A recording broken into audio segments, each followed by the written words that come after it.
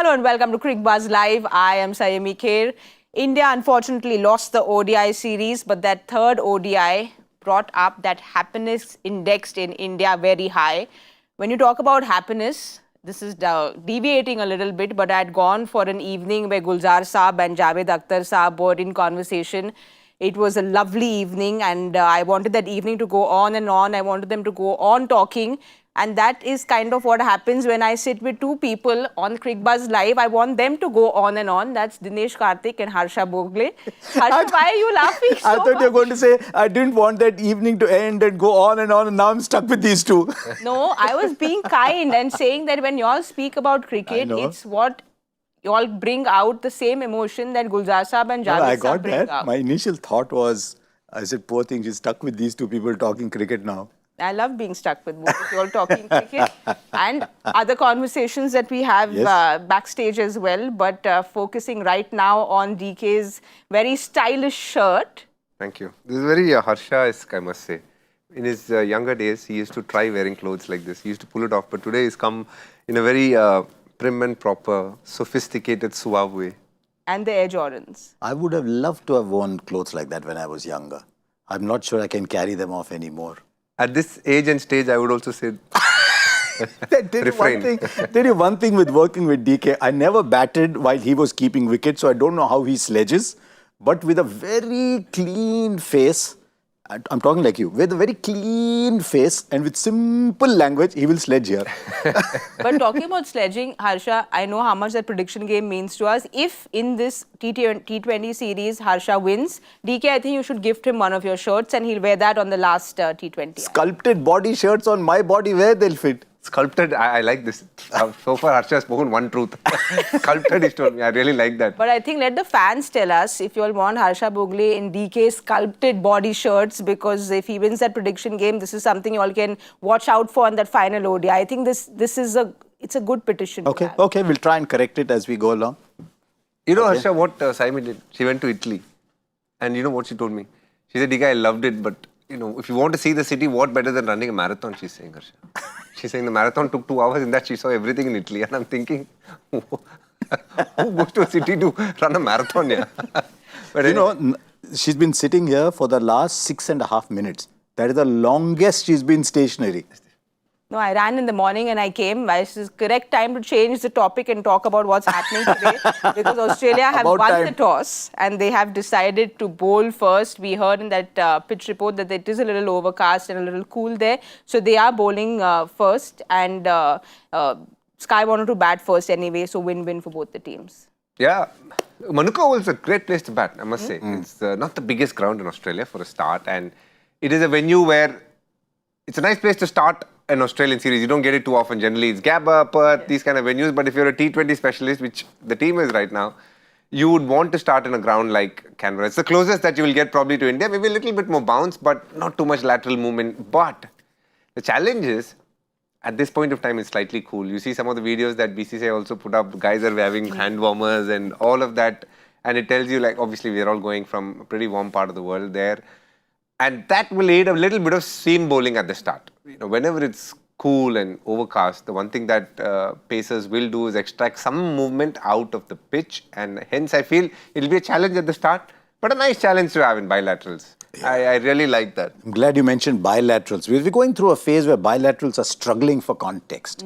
So luckily, Virat and Rohit gave extraordinary context to the 3 ODIs, which otherwise would have passed like a ship through the middle of the night. But suddenly there was so much happening in those because of those two.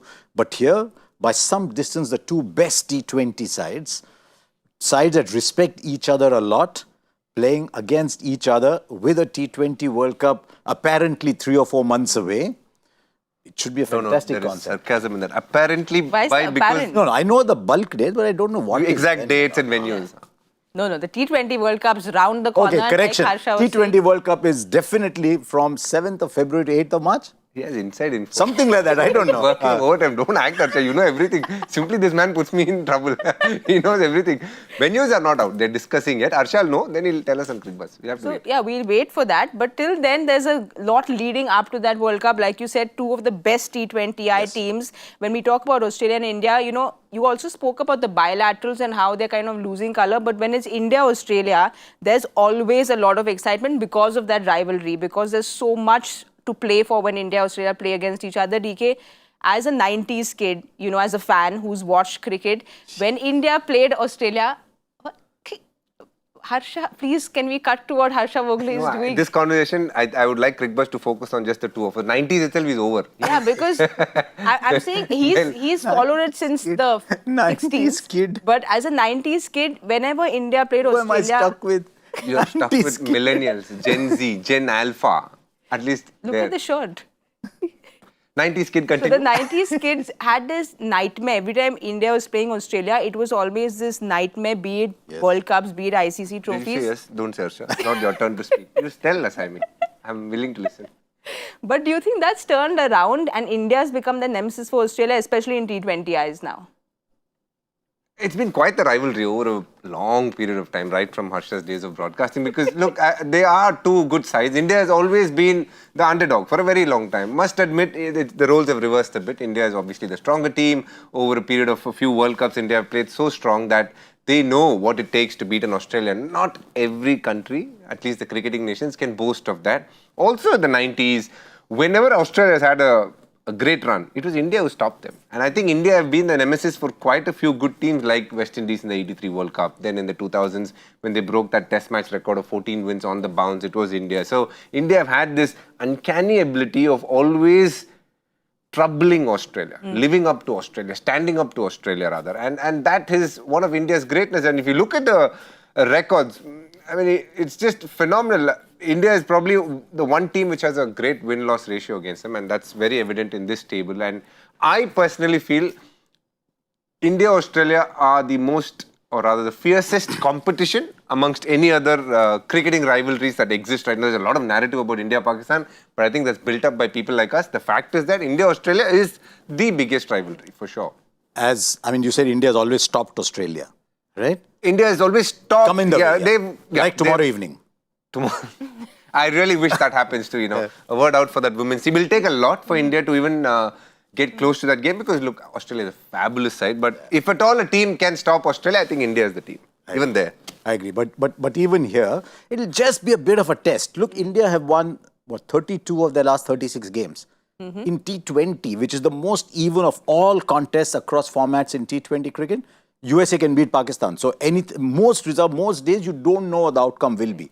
32 out of 36 is a ridiculous win percentage. One of those is a washout. Would have been 33 because that was against Ireland in Miami. So 33 of the last 36 effectively is a ridiculous record. So this team is flying high. They're doing something very, very correct. What I want to check in games like these is when there's a lot more bounds, slightly bigger boundaries, will India be the same force that they are when they are controlling the middle overs with their spinners and going boom boom at the top? That is going to be a check. For example, India batting first. How does Abhishek Sharma go? Because he plays the cut and pull very well. But when the ball is going to bounce a little bit more, so these are the things I'm going to be looking forward to. You spoke about India going boom boom up top. I want to have a look at that playing 11 because there is a name in that playing 11 which makes everyone smile, and that is Jasprit Bumrah. He is back in that playing 11, DK. Nitish Reddy has said he has neck spasm. So first it was that quad injury and then now is this neck spasm. So he seems to be out for 3 T20Is at least. They have got the one interesting name there is at number 8, Harshit Rana, which tells you the mindset of Gautam Gambhir, Ajit Agarkar led Indian team now. And why I say that is they have a big belief in batting depth. And at 8, if they've preferred Harshit Rana or Arshdeep, it's only one thing. They want that batting depth. It's a constant thread across formats. Yes. In Test cricket, they like it. In one-day cricket, they made it obvious. And in T20s, they've followed through with it. So it would have been interesting if Nitish Kumar Reddy had been fit. How they would have fit him in the 11, who they would have left out. But at this point of time for the three T20s because of his neck spasm. He's not going to be around. If you look at any Indian 11, it's always going to be good. And we are obviously a team that is very dependent on spinners. We like our spinners because they bowl in all three phases. Not many teams can boast of that.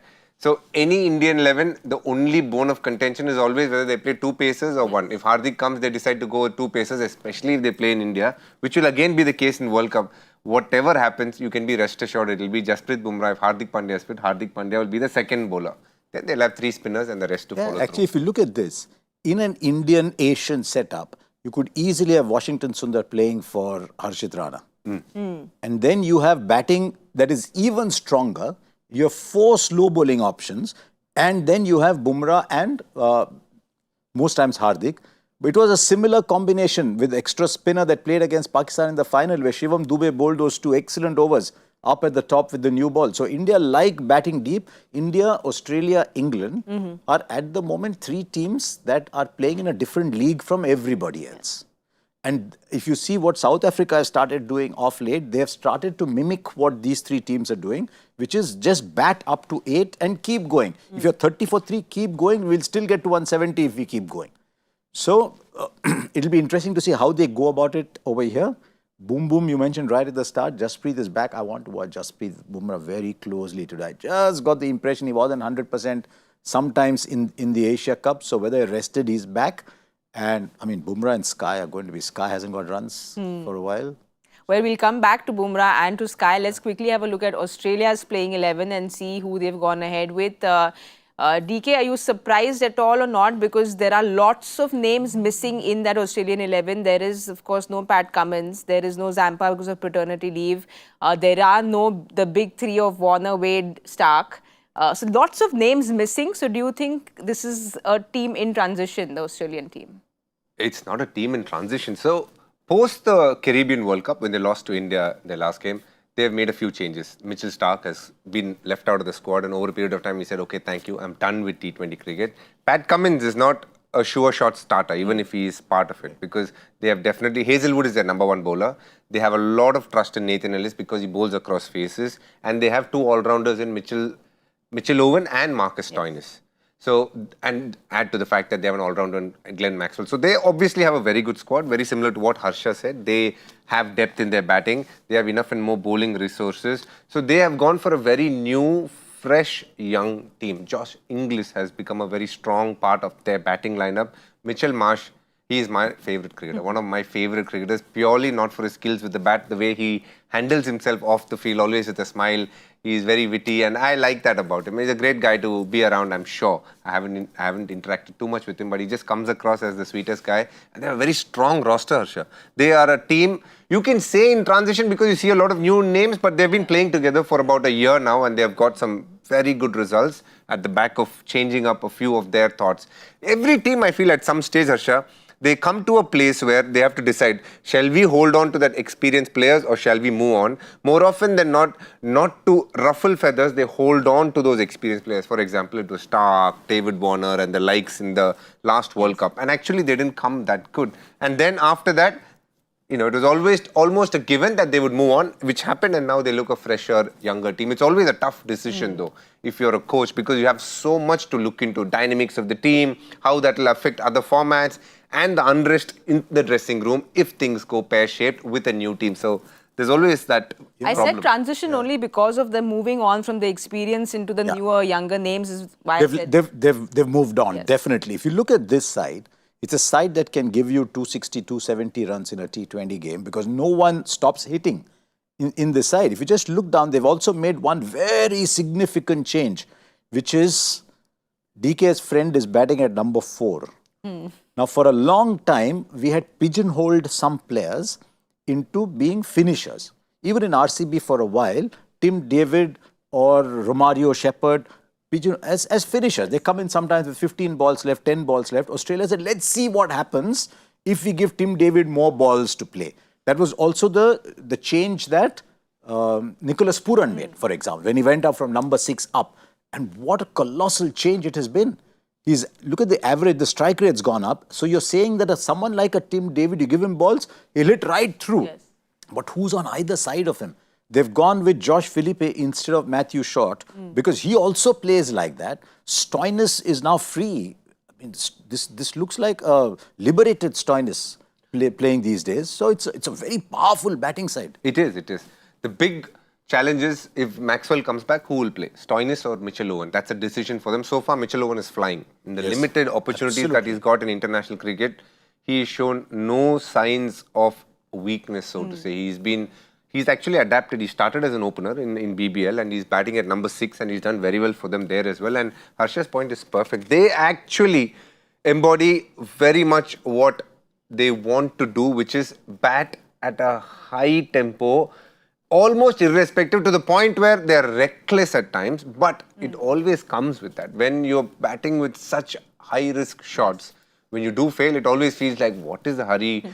I think people have now started understanding that a lot better and accepting that, let's say, but still, Australia do it to a different level, boss. Travis Head. Now, in this team, the main miss is actually Cameron Green. He's a big player for them. And Glenn Maxwell. They'll all come into the squad. So Matthew Short is not there. Josh Philippe is there. This team with Green and Maxwell coming in again, there's one other thing in this team. They're all 6 foot or over.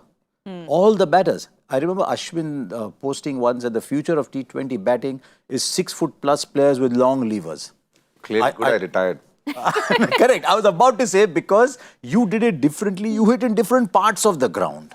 You were not just big, long levers hitting down the ground. You used to play here, there, behind. The Bengali producer very upset. He said head and English are just a tad below 6 feet. I'm just letting you know. You're offending a lot of people who are slightly... A tad below. A tad below. But is this the way out? Tall fellows hitting the ball out of the ground. You know, you all are going on talking about this power. Oh, your rundown is all gone, is it? No. I'm very happy when you all chat. That's what I said. Gulzar Saab, Javed Saab chat. I want to just listen. I don't want to ask any questions. Very happy to hear you all chat. But you are talking about the power hitting that Australia has. Are you all a little surprised that India has gone, like, left out their highest T20I wicket taker, Arshdeep, for Harshit? You mentioned it, but Harsha, would you have gone ahead with the experience of Arshdeep just because of the amount of wickets he's got? I hope he's 100% fit. Because if Arshdeep is 100% fit, then you've got to take a call on whether you're playing both Kuldeep and Varun or whether you're playing only one of those. But India clearly likes spin across zones. So that is why I think they've gone in with Harshit, because we saw briefly in the second game, I think, he got a very quick 20, he was hitting big shots. So maybe they're saying, okay, let's see how he goes when he's got some batting responsibility. Also, I think he bowls pretty well at the back end for KKR, doesn't he? He bowls pretty well. At the back end. DK, you've rated him very highly. I remember chatting with you and talking about his bowling and how you've rated him very highly. Would you actually, would you actually have had Arshdeep instead of one of the spinners and played 3? I was just going to make that point. Definitely not. I feel, if you just jog your memory back a little bit, the last time they played in Canberra, a very interesting game. India was struggling a bit with the bat, got up to 160, 170, whatever. Jadeja was batting quite nicely. At the end, he'll get a few runs, but he'll get hit on the head and they'll concuss sub him with Yuzvendra Chahal. Now, Yuzvendra Chahal will come and become man of the match by bowling. So my point here is, wrist spin works in most places. And Kuldeep and Varun Chakravarti are proper wrist spinners. Varun Chakravarti is mystery, so to say. So the fact is that... Is it the bounce that helps them here? Yes. I'm sure it is the bounce, and also the bigger sizes of the boundaries. A miss hit more often than not will be out, unlike in other countries. So that is a big advantage you have. The bounce sometimes can work against you because they hit through the line because of lack of turn. But if you create that miss hit, which they are capable of doing, then the chances of getting a wicket is very high. So if I was Surya Kumar, I would do the same. Back my wrist spinners, who has brought me a lot of success. If they had finger spinners, then it'll be a bit of a tough decision to make, whether Akshar and Washington both together, you'd rather have a wrist spinner or a Arshdeep Singh. But definitely in this case, I would back my wrist spinners. And if you see through the IPL, everywhere the wrist spinners are taking wickets because people are attacking the wrist spinners. The moment you attack the wrist spinners, you give them an opportunity. This team will not stop attacking. So that is where the opportunity for Varun and Kuldeep could lie. And also very interesting, India's 2 wrist spinners. One bowls very tough overs, who is Varun Chakravarti, and sets it up for Kuldeep. Kuldeep never bowls in the power play, or rather not too comfortable bowling the power play. Or at the death. Yeah. But Varun bowls the toughest overs. So he bowls, if you see the economy rates of both, you'll see interestingly a lot of times Varun will be slightly higher than Kuldeep. That's because he bowls in the power play 1, at times 2, and then he bowls 17th or 18th once in a way, and in between he gets an over or 2. So they almost complement each other quite nicely. India is going to bowl later. They're batting first. You touched upon it a little bit and spoke about Surya Kumar Yadav's form. When Sky is in good form, you don't need those floodlights because he's just shining and there's this glow, but that glow has been missing because he has got just 100 runs in those 11 innings that he's played. But Gautam Gambhir said that there is nothing to worry. They don't feel it is a problem at all. He said that Surya's batting form doesn't concern me because we have committed to an ultra-aggressive template. When you embrace this philosophy, failures are inevitable. It's acceptable to fail while pursuing this approach. Harsha? Exactly, because it is very easy for him to score 40 of 30. Yes. One of those innings in this 100 was a 47 where he started a little slowly. So it's a good philosophy, but it's a philosophy where you must keep trust in people. Because if you have an ultra-aggressive approach, people will fail 4-5 times. You have to give them that confidence. More than 4-5 times. That's the concern for fans, I feel. No? The other thing to keep track of, though, is in between these failures, a 700-run IPL season. Yes. Which is in between this patch. But my only concern is, does he get out more when the pace is lower? Is he a better player on bouncy tracks where the ball is coming on? Is he a slightly lesser player where the ball is not coming on? What do you think? Definitely a better batter, like everybody else, on good pitches, where there's bounce, where he can use the pace. He loves using the pace. We see a lot of his shots are behind square. When you want to hit behind square, you want to use as much space as possible. So last time when we had the World Cup, he did very nicely in Australia. He was phenomenal, to be fair. He was using the bounce to his advantage, got inside the line, played these shots. With Surya, it's a bit mental as well. I think he wanted, just like Rohit, to set that marker saying, I'm going to go out there no matter what the situation, and almost play at such a high tempo that the rest of y'all should look and follow, if not already there. So he tried that, I think failed a bit on good pitches, and then he comes to a Champions Trophy where the pitches really didn't suit him. Slightly slow, bigger ground. It's not exactly the kind of venue that will get the best out of him, especially those pitch conditions. But in Australia, I do believe that he will be well suited to play the shots that he's very confident of. He gets into good positions, and his biggest strength is his ability to predict. It comes to him naturally. So he almost second guesses what a bowler is going to do and sets himself up for a shot. But when the ball is not there, he always has that get out of jail shot, which is again a very strong option, unlike a lot of other batters, which is what makes him very special. Now, in his current form, he has not had that get out of jail option to be top notch. He's committed to a shot which he wouldn't play at times. And he has done that a few times, and then he second guessed himself. Even in that the Asia Cup that happened, at times he wasn't as assured as he would be normally. That's why he's got now like the chip to mid-off. Yes. That is a man who's shot on confidence. So these are the kind of bilaterals that as a leader, yes, you want to win, but also make sure you get your runs, feel good, because a firing Surya is a massive plus. And in this World Cup, he'll have a big role to play, without a doubt. Post that would be a big challenge, whether they hold on to him as a leader, the next cycle, all of that. But we'll get to that in time. But for the moment, for sure, he looks like a gun player who can definitely deliver. And we have seen that time and again. In India, he is as good as anybody in the world. DK, you mentioned that you see just a little slight short of confidence when it comes to Surya because of just not getting runs. Harsha, also that thing of Shubman Gill right at his back. He's spoken about it, Surya, and he said that yes, he is aware of it and it does play on his mind. But is this something that, he needs to keep away, saying that captaincy is something which is secondary probably when he goes out to bat? It should be just his batting. I hope he's not looking over his shoulder, because a captain who's looking over his shoulder and an insecure captain is not a good captain, because he will not take generous decisions. Good captains take very generous decisions, especially for their teammates. But if he's looking over his shoulder, then I think it's the job of the team management to say, Sky, you're not looking over your shoulder, it's you. So we're not going to make any change in your leadership between now and the end of the T20 World Cup. Don't look over your shoulder. Because if a captain's looking over his shoulder, it's not a happy team. Like she's being very generous. She ordered Thai curry for you, but you already had food at home and come. I'm just letting you know. Clearly, DK is getting hungry. Already talking about the Thai curry. DK, we still have a little time before we get to that Thai curry. I want to talk about one person who's very hungry for wickets before we get to that Thai curry. Because he is somebody who is like an AI prompt, Josh Hazlewood. He comes in, gives those nightmares what McGrath used to give us to the 90s kids again, Harsha. It's just that he comes, bowls that line and length time and again, he just doesn't get it wrong, gets that ball to go out a little bit. He's been a complete nemesis for India, and he's coming in playing just these... Yeah. You know, the other day, I don't know if Before you you got... say anything, I think she's rubbing it in Harsha today. That 90 is the amount of time she's used Now to the it. sledging's coming here. I thought the sledging will stay only that side of the court. She had a smirk also. And she mentioned 90s and she looked at you for Hazlewood. But I think you're the right person to give the answer. But Start. Hazlewood was born in the 90s. He was born before 90s. No, just about maybe. 35, 36. No, 90 means starting, 1990 means 35. Oh, he's 35. Yeah. 91 born. 91 born. So I can't 90s believe born. I'm so old now. I also 90s feel kid. old. You're born in? 85. Yo, so he calls you Anna and all? He calls me uncle. But you know, the other day, I don't know if you caught the second ODI, I think. It was the best spell I have seen for no wicket. He bowled superbly on a track that was doing a little bit, jagging back in, good bounce. He bowled magnificently. So, yes, but he's only going to play one game.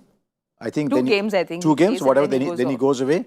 But if you have to take off, so Hazlewood versus Abhishek is going to be a fantastic tussle because Shubman doesn't take off the way Abhishek does. And you cannot say, I'll take off against the non-Hazlewood overs in the power play. So Abhishek versus Hazlewood is actually going to be the encounter that I can't wait to watch. No, I was just thinking, it's the best nun-fours. That is your life story also. I'm sure you tell everybody, I bowl the best nun-fours all through my career. No, because I bowled very few overs. So my none-for was none for very little. But you know, I disagree with Harsha a little bit because I feel Shubman Gill actually is making a very honest effort in trying to keep up with what this Indian T20 team wants. He should. Yeah. Definitely he should. We are batting till 8 because we want to get the most out of the power play. It's probably slightly against the grain of what he would like to do. But in him making an honest effort to do that gives him the best chance of succeeding in this current T20 lineup. That's what I feel personally. Because he's keeping out Sanju Samson, who bats very differently at the top of the order. He's keeping out Yashasvi Jaiswal, whom any other international team in the world would give anything to have at the top of the order. So there's a few things there for Shubman as well, because he is in the biggest whirlpool in international cricket. Opening the batting for India is the toughest assignment because you have to get picked among 7-8 people, each of whom could come in and do the job. Well, this topic can go on and on because you've spoken about it through the Asia Cup as well. But just coming back to Hazlewood a little bit because we've got you in the house today, DK. We know you were that mastermind behind picking that RCB's squad. And with Hazlewood, his strike rate is 12. So I'm sure that there were a lot of people gunning for Hazlewood. But what about Hazlewood was he that number one for you all along? Yeah, first of all, I don't think you need a mastermind to pick Hazlewood, to be honest. And I wasn't the mastermind by any chance. But hey, look at, if you're sitting in any team, won't you pick a Josh Hazlewood? And to be fair, I think there is Jasprit Bumrah in the world. Yes. He's a unique, one-of-a-kind player. Josh Hazlewood is next. Josh Hazlewood is probably the best in the world along with a couple of others. So there's not too much of a decision to make. And what Harsha said is a bit like a metronome. He just comes, hits that length. But it's interesting, no, DK, because T20 bowling is about not being predictable. Correct. You know what Hazlewood's going to do, and yet he does it so well. Someone like a Bumrah, for example, you don't know there's a slow one coming, there's a Yorker coming, there's a bouncer coming. He's like a whole buffet. Whereas Hazlewood is like a single course meal. But single course meal which has that one just goes out, right? I think that one is enough, isn't it, DK? Now the one that comes back in, he's got the bounce. So that variation is there, but he's bowling at his best. There's no doubt at all. Maybe he should keep this form for the Ashes. Yeah, we saw that tweet of Harsha as well, but we have to go to one part of our show which we don't like too much, but we still have to do it because it gives a lot of joy to all the fans. 90s kids might do well at it. 90s kids don't do well at this. This is 160s born will help. There will be history attached. Let's have a look at the joy factor question of the day. Harsha, do you have answers? 60s born. Which Indian T20I record set in August 2011 in England surprisingly still stands 14 years later? I think so. I think I could have a guess at that. I wonder if it was a player who announced his retirement before his debut. I wonder if that was what... What is the record at that though? I think he came in and hit 3 sixes and something. Might have been something to do with that innings. I don't know what it was. Just played one. But Joy always asks in such a way there'll be something to do with Canberra, India, Australia. But set in 2011, actually good point. I was thinking of someone like a Rahul Dravid I also thought about that. tour. 2011, Rahul played. He hit But 3 August of Samit 2011, Patel. India would not have played in Australia. Correct. Because Harsha wasn't there. Because he's That covered was- every No, I called those 3 sixes. I was an air when he was hitting those 3 sixes. Anyway, clearly I don't have the answer. Harsha thinks he has the answer. He thinks 90s kids have the answers. DK thinks 60s kids have the answer. So let's see who's got the answer. But you all have the answer to the prediction game. We have to you know- predict the... You have to predict Total the innings score. total. Oh, total innings innings. score. I always get confused. And now Harsha is playing for your shirt. India will get 190. 189.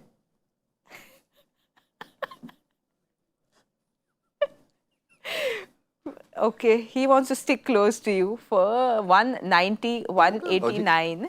I'm going Just to to go give you a with- hard time, that's all. I'm going to go with 180. Yeah, no, okay. I'll look, I don't think it'll be that easy, but it's a good batting surface. Yeah, I'll go about 184. Okay, 190, 184. I'd said 180. You So said you're 180, that's right. pretty close to where I am.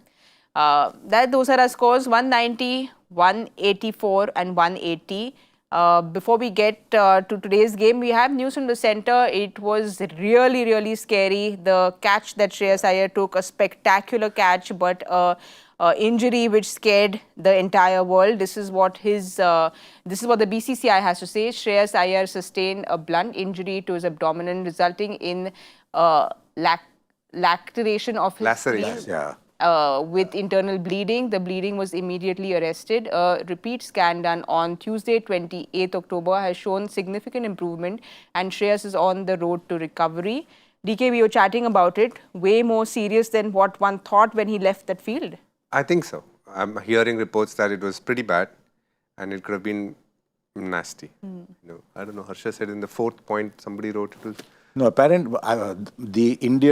go-to doctor in India, Dr. Pardiwala, when he sent 4 points back. One of those was congratulations to the medical staff at the ground for preventing a potentially fatal injury, because if you have internal bleeding, his blood pressure was dropping very, very quickly. So internal bleeding is very, very bad. So good to see that there was a lot of medical help available. Is that only Australia or most grounds around the world now you think would have that? Because I've seen it in the IPL. In the IPL, I've seen fully equipped medical staff. I think that's absolutely essential. I mean, this is a ridiculous injury to be serious about. You just fell while taking a catch. I'll just go one step further. International cricket, it's a norm. You need to have an ambulance and a few doctors on standby. In Ranji Trophy as well, BCCI does a fabulous job.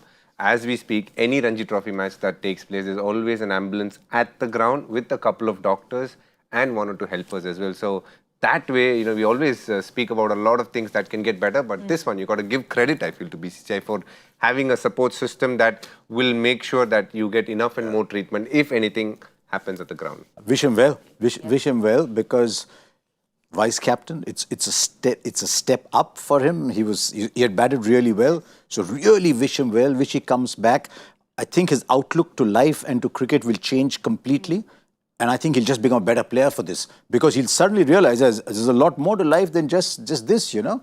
So I'm wishing him. Sadly, I think he's been hampered with quite a few injuries. Yes. This one is just out of nowhere, and this is going to take a month, if not less. It's not a small one. You know, he's been admitted in ICU, and now he's out of it, and he's okay. We heard Surya Kumar say that he spoke to him on the phone. Slightly serious one, but I also heard that he's much better than what he was and what could have been, most importantly. Well, like you said, we know that Shreyas is a warrior because he had that back injury. We know how he's come back from that injury. So we all wish him well and wish him a speedy recovery. We know that he'll bounce back much stronger. So hope he gets better soon. We will now go to have the Thai curry because it's time to go have lunch because the players are out on the field. We will join you all at the... I've done a joy. Of course, Harsha has to chat I've done to a joy. someone. We are happy to listen to your phone conversation. No, that was Batavia. Get all I those don't know what got clicked by mistake. vital information that you want about world cricket happens on Harsha Bhogle's phone. So we are happy to extend the show, Harsha. I've always wanted to be on a show where the phone, you know, suddenly does something like this. No, but Joy... I only heard Joy has done it. But he did it when he was watching his own program, the same live thing. Yeah, he sits and watches his... So what happens is normally before coming on, I always turn all audio to 0. But because you were sledging me and you were showing off your new shirt, I forgot to do it. At least some distraction. Well, Joyda, we miss you because he comes, watches Cricbuzz Live when he is on Cricbuzz Live. So we miss having Joyda around. But thank you, DK. Thank you, Harsha. We will be back at the 10 over point at the Cricbuzz Combox. So we'll see you all there very soon.